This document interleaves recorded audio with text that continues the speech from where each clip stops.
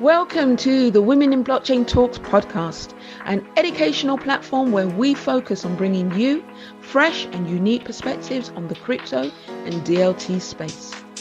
I'm your host, Lavinia Osborne, and I'll be speaking to different experts and professionals who will be on hand to pass on their knowledge. If you enjoyed the show, please consider joining our exciting and diverse blockchain community, which is open to all genders. Thank you for listening. Now on to the show.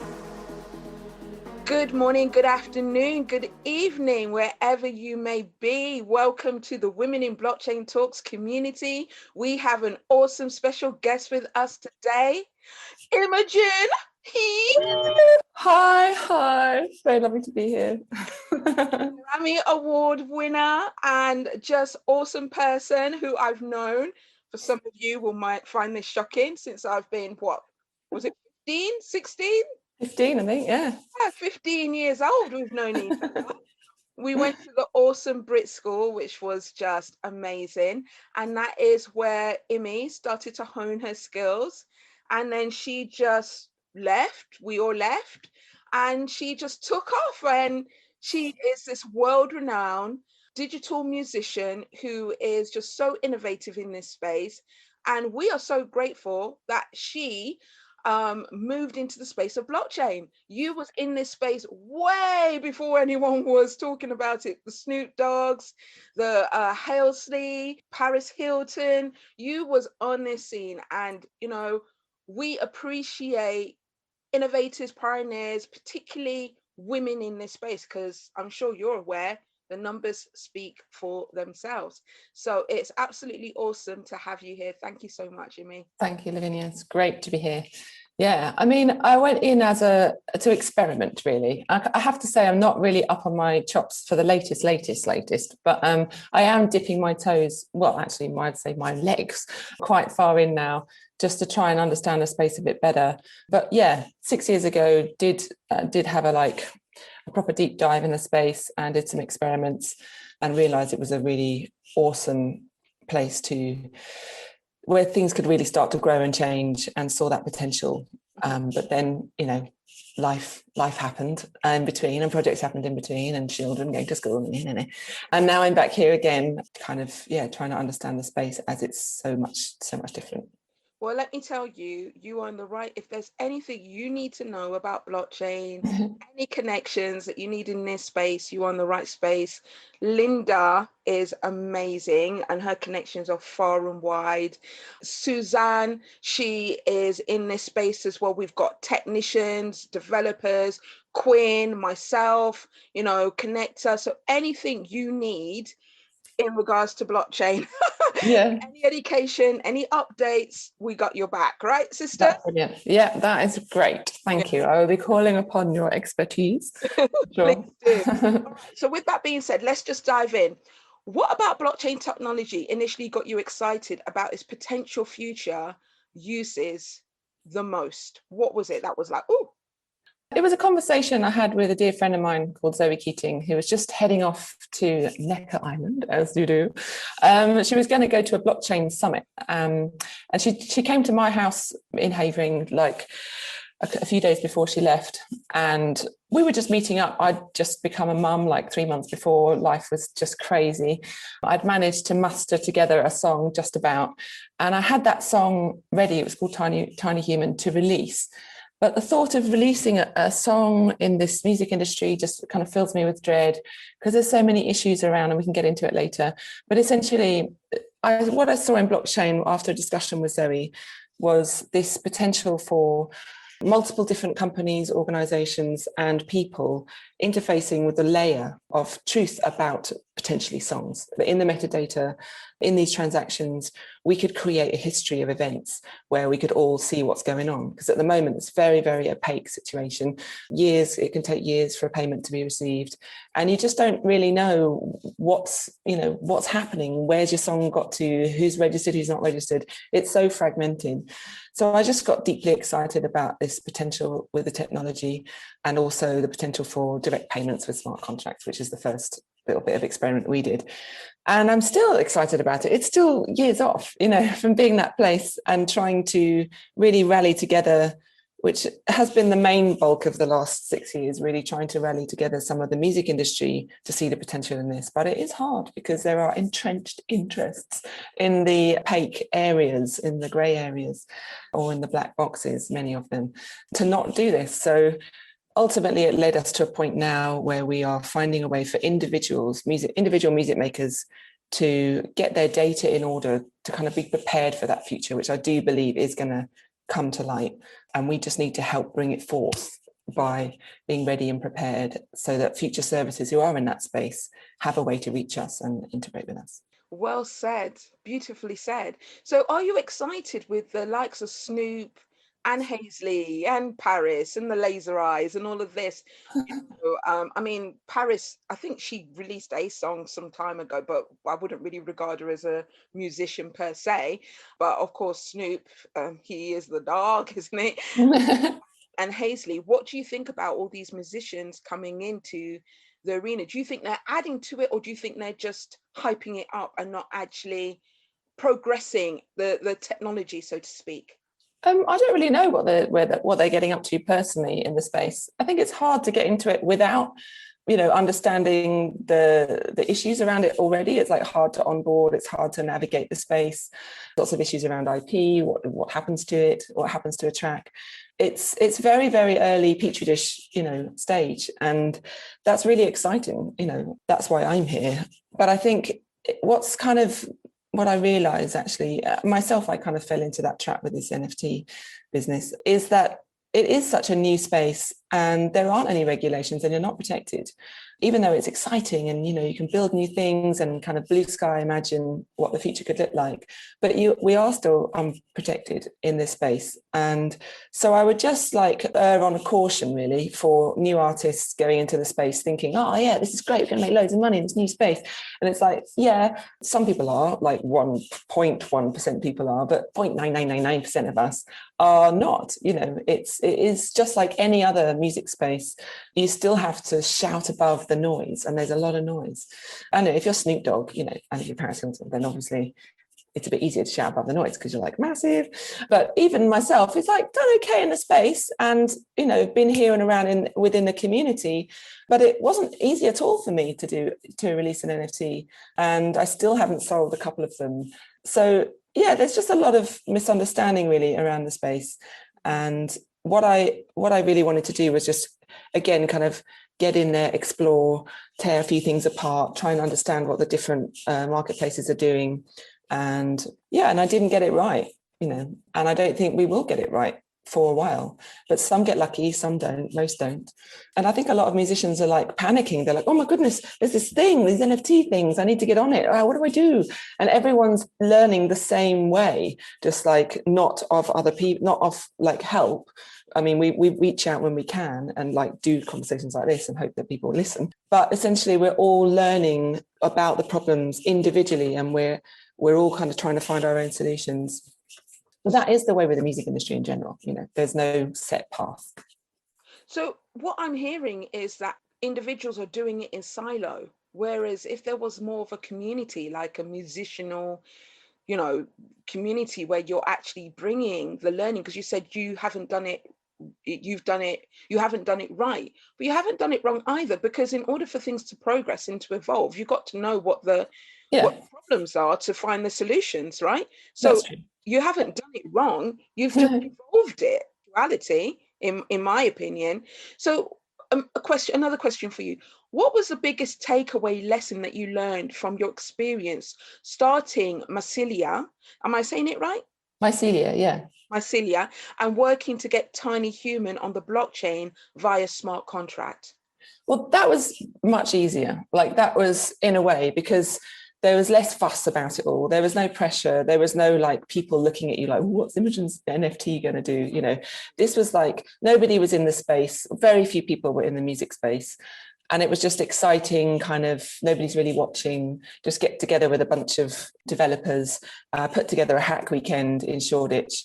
And just, instead of paying a bunch of money on marketing to try and shout above the noise with my new song, I thought I'd put the money into a hack weekend and see what we can come up with. So Sonos had a great space on Ebor Street in Shoreditch, and we had that place for the weekend. And there were teams that sprouted up, and many kind of cool blockchain music spaces were there or were forming at that point. So it was a really, really nice community. And I actually met my now CEO there, who was this young, kind of just fresh out of university, amazing woman. So loads of great stuff came from it.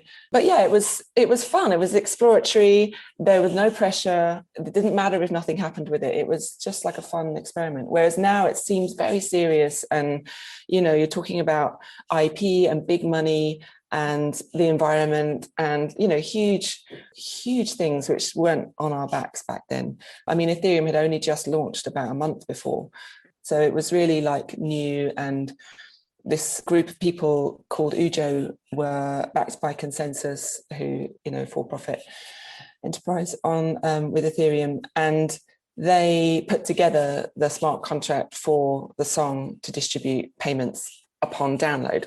Right. I mean, that mechanism just in the normal world, like, okay, I buy a thing and you get paid immediately for it. That's not rocket science. And that's how most of the, well, not most of the world, but quite a lot of the world works like that. But in the music industry, over the years, there's been these incumbents have come along the way, and they created these huge kind of like blocks in the way to payment and data. So at the end of the line, is the musician who is the first to put the risk in and the last to understand what's going on at the end. And if they're lucky, they'll get a bit of money. But there's so many vested interests along the way. And actually, I feel like the main issue is that because we don't have organized data, because song information is very fragmented and hard to get the truth of, there's no like song database where all the services can kind of plumb into and just get going and innovate.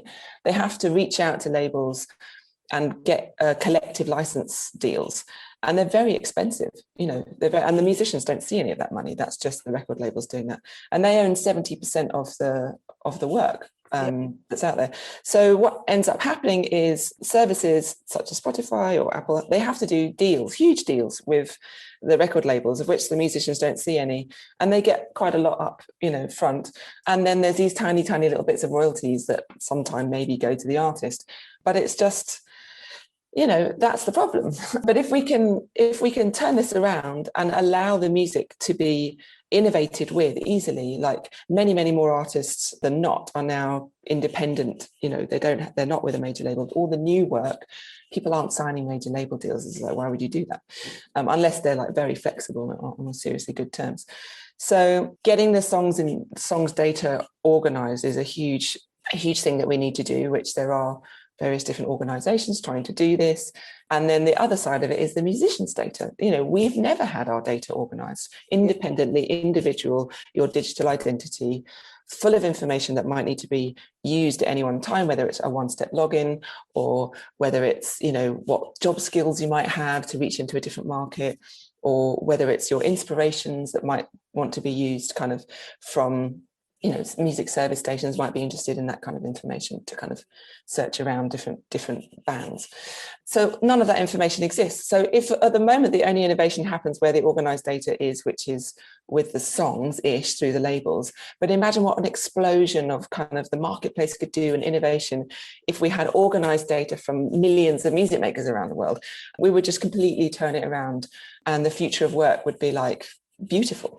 I mean, for everyone, digital identity and kind of your cross sections of interest and your passions and your skills are what finds you those future work. It's your connections and how people find you. So it's no different in the music industry, except there's nothing like it. Yeah. Well, you know what? Your vision and how you explain everything is so deep and in depth. Is this your mission, Imogen? Is this what you feel, you've achieved a lot, right? Is this this is the next stage of your mission in life is, would you say? I feel like I've achieved very little, actually. I've got so much still that I'm like, So, but I guess relatively, yes, I've done quite well for myself. So yeah, I think my mission really is, I don't want to feel frustrated anymore with this industry that I'm in. I don't want to add to the problem by releasing music in a system that I don't believe in. And I really think that creatives are, some of the most beautiful source of things that we have to tap into in our lives, whether it's art, film, sculpture, music, painting, whatever it might be. But it's those particular people that find it really hard in an industry which doesn't have any particular formulated structure. So it's with that in mind that it's even more needed that we should find a way to be a beacon of information for ourselves and plumb into this 24/7 digital space that we now exist in. But now with the potential of blockchain, I mean, I've been listening to some kind of quite doomsday-esque thoughts about why blockchain might not be such a good thing as well, which I'd never really thought about, and we can talk about that too. But, essentially there's a missing layer there, a payment layer, a data layer, and a way for us to reach each other and be paid in a fair and transparent way. Yeah. And that is so it feels so close, so tangible, yet that's exactly how it felt 6 years ago, and we're still nowhere really closer. But yeah, I'm not gonna let go of it. And it does, it's kind of ironic that the main reason that I started it was to kind of save myself time, because I don't want to be chasing money and, trying to make sure that everyone's credited correctly and that, I'm not being shafted basically. But actually in the end, it's taken 6 years out of my life to try and realize something. But along the way, I've met great people, great friends, and I'm excited. And yeah, I've just discovered this amazing, well, I kind of knew who she was, but I didn't know how much she was into the space, Holly Herndon and Matt Dryhurst. And just hearing their views in another podcast has been really inspirational these last few days. So I'm like on a mission to try and get Holly Herndon in a room with me and a few other developers and just like hack it out again. Another week of like intense, deep dive into the space to go, okay, well, now the space looks like this. And now we can create our own DAO. And now there's all these, things that we can do, which we couldn't do then. So let's think about that. And that's really exciting me, but also I'm quite anxious about it because I feel like it's, now is the time. Yeah. I think so too. I think now is the time. And I think just the way things have aligned with you even being in this community, it just feels so serendipitous and just the stars have aligned. So I really think now the iron is very hot. People are looking at this and they're not just looking at, there's a lot of people in this space just looking to make money, but there is a lot of people like yourself, Maria, Elise, they're musicians or they have a musician background. And, we're all looking at different ways to make the world and make our industries fairer, more transparent, make it better, Yeah. And as a collective, we get to do that. And to me, that is so exciting. I just find it so exciting. So what resources did you find the most helpful when you first started learning about blockchain? Because we have different members from beginners, advanced. So some people would love for you to answer that. Yeah, well, when I first started, there wasn't that much around. So for me, it was just people, the knowledge of people. A few people in particular. My first kind of in was this guy called Jamie Bartlett, who'd written a book called The Dark Web. And I had like one night off. Well, one night where I just was like, do you know what? I need to go into London and I need to go out. I need to be with other people other than my child and my, at the time, partner. I just really need some like brain food or something. I feel like I'm just like, ugh. So there was this TED Salon thing that was somewhere in London. And I saw that this guy was there talking about the dark web. And I was like, okay, that's kind of blockchain. Maybe he might know what I should do. So I just collared him after his talk. I realized that the dark web, that kind of discussion was not really what I was going for, but I knew that he would know people. So I like collared him and I said something that I knew would grab his attention, but I didn't actually mean it, which was like, I want to release a song on the dark web. And he was like, what? And then I was like, not really, but I would like to talk to you.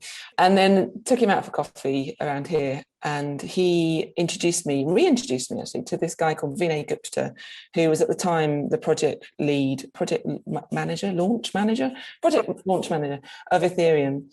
And he was just deeply inspiring. He explained to me like on a whiteboard with, the internet, finance, the internet, this, and now smart contracts, and then this, and just put it all into this beautiful like timeline. And I was like, pow.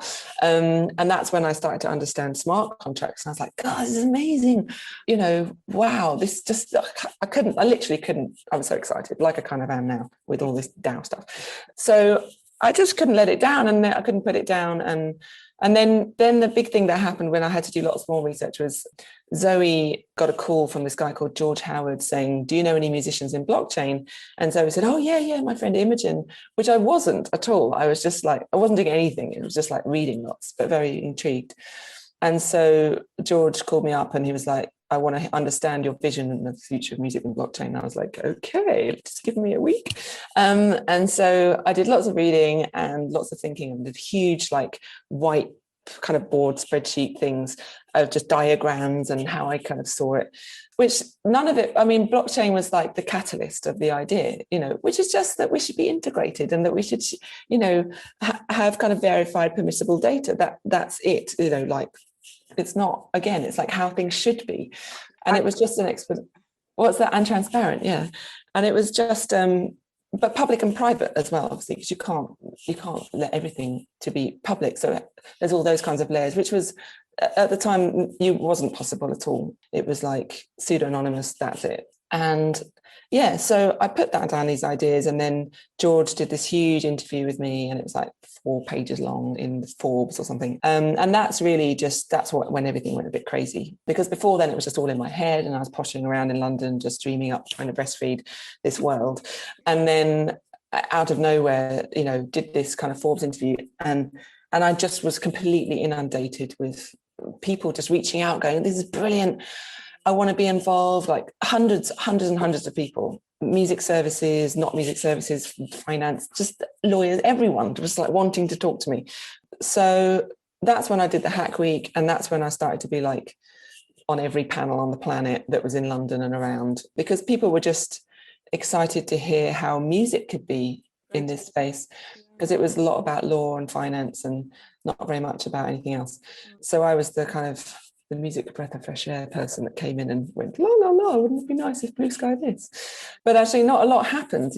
Lots of people were very enthusiastic about it, but didn't really find much support in developing it. Found lots of thoughts and ideas and lots of people to kind of give me encouragement, but no finance or anything from the industry to build it. And that really frustrated me, because I was like, but you're really missing out. Like, this is a chance. Why are you not getting on this? And now what's happening is, people are releasing NFTs and they're in the space, and there's no regulation and there's no kind of protection. And what's going to happen is the labels are going to clamp down on it in a very clunky way, where they don't understand the space, and we then recreate the same problems that we have at the moment with the infrastructure all over again, but just with the blockchain, and we miss this chance of reimagining it. And that's what worries me. That's why I'm kind of all anxious at the moment. That's why I wish that we could get more people signed up to this thing called the Creative Passport, because then we can start to get organized and have, thousands of us educated and understanding that future space. But to get there, it needs funding, and it's a non-profit, and we don't want to go to VCs, because then we just fall into the same bracket as every other company. So we're kind of a little bit in this rock and hard place, but I do think there's hope, as I've been kind of learning a bit about DAO and Lao. Women in Blockchain Talks podcast with Lavinia Osborne, getting professional and personal in the crypto and DLT space. A quick break to shout out our sponsors, and a massive thank you to our partners April 6, industry specialists that make moments that matter for brands that shape the future. So you touched upon DAO. What platforms, what DAO or blockchain DAO platforms have you looked at? I'm very early again to this, so I've just been learning a bit about the Flamingo DAO, learning about Foundation, which is an NFT space. Okay, so when you look at the Creative Passport at the moment, it's a non-profit company of myself, Carlotta, the CEO, and 2 people that are kind of developers, and then we have our online Kathy. So we're a tiny little organization, and that is, a problem really from funding and lack of funding from me, because because of lockdown, there's no theatre income. So all of my money that I had immediately goes into a project, so this one was going into the Creative Passport because of Harry Potter, because I had like all this box office money and I was like, oh my God, this is so exciting. We can finally make the Creative Passport happen. So I was funding it, but then all the money disappeared and I've been doing everything in my power to try and raise that kind of money every month, which has been really hard. But basically we can't grow from that. And it's this chicken and egg. We need the services to attract the musicians and we need the musicians to attract the services. So it's all about trying to get the musicians on board to put their, flag in the sand and attract bees to honey, honey to bees, anyway, either way, to get the musicians on board. But to try to explain the why is very complex. So we need to create these videos to kind of explain things, but just to kind of boil it down and find the animation is like really expensive. So we found ourselves, I feel like, a little bit trapped, kind of trying to, work with the labels, work with the collection societies. And to be honest, it's just like, you're just walking, it's just closed doors everywhere you go. They're like, sometimes they open a little door and you get all hopeful and you're like, oh, finally they see the light, and then they just slam it back in your face again because they're busy or whatever. And I'm just so fed up of it, and I didn't want to go down the route of like the slash and burn, let's burn the music industry and start anew, because I don't think that's the answer. I do think we are about augmenting what's there and trying to update it and create and make it sustainable and fair. And I think that there can be a soft transition, so I'm really determined not to do that. But now we're at a place where it's kind of, there's so much change happening so quickly that we have to act quickly. We have to make it not just recreate the same problems that we have and the same power structure. So the thing with the DAO is like, I'm not saying the Creative Passport is going to become a DAO, but I do think that that idea, a collective, where people vote for new features, we collectively pay a service provider to fulfill the actions that we as a community want to happen. And we, by way of the community being directly involved in the development, then there's more incentive. They're also educating themselves as we go. There are so many, every single person, every single musician has other skills, we have to. So it's like everything that we could possibly need in the world, we have in the music community. We will have coders, we will have marketing people, we will have all these people. But if there's a way that we can incentivize them by playing a part and investing in the DAO of something, or something like a Creative Passport DAO, perhaps that's the way to get funding. I'm not saying it is. There's a lot, you have to have money up front to create a DAO, because you've got to create all the governance rules and this and that, and then let the DAO govern you. So it's just very early, like seeds in my brain, just thinking, perhaps we just haven't gone far enough, and perhaps we just really need to dive into the space and kind of into the arms of the musicians that are out there. And there are loads of musicians who are in the blockchain space. And I think that by fully going that way, it's going to work. But at the moment, we're kind of stuck in this old world where there's a company of people and they get paid and they get, it's just, that's not the future. The future is like a Spotify for artists, where the artists get the payment. They're putting in all the time and effort, and Spotify becomes like a service provider, but we can completely reverse it so that it works. Thank you for listening. Follow us on Twitter, Facebook, LinkedIn, and Instagram to keep up with our updates. If you enjoyed this episode, then please rate, share, and leave a comment. Your support is appreciated. Until next time.